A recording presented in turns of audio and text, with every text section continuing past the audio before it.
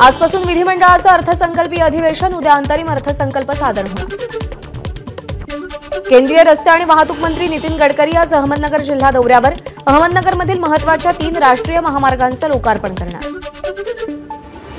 अंधेरीतील गोखले पुलाचं आज 100% काम पूर्ण। आज पुलाचं लोकार्पण संध्याकाळी 6 वाजल्यापासून गोखले पूल मुंबईकरांसाठी खुला होणार। बेस्टच्या ताफ्यामध्ये लवकरच 2400 नव्या ई-बसेस दाखल होणार। निविदा प्रक्रिया सुरू। यासाठी 4000 कोटींचा खर्च केला जाणार असल्याची बेस्ट प्रशासनाची माहिती। मुंबईतील मॅकडॉनल्डसह 30 फास्ट फूड दुकानांना नोटीस। खाद्यपदार्थांच्या दर्जामध्ये सुधारणा करण्यासंदर्भात अन्न व औषध प्रशासनानं नोटीस पाठवल्याची माहिती।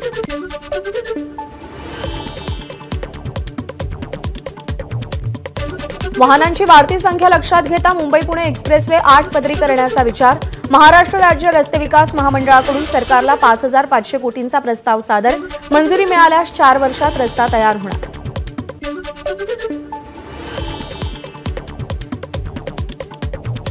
मुंबई गोवा महामार्गावरती 10 वर्षात 6000 कोटी खर्च, तर दुरुस्तीच्या कामासाठी तब्बल 192 कोटी रुपये खर्च।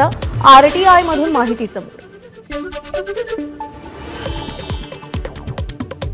लवकरच मुंबई दिघी रोरो सेवा सुरू होणार। समुद्रामार्गे पर्यटनाला चालना देण्याचा प्रयत्न। महाराष्ट्र मेरीटाईम बोर्डाची माहिती।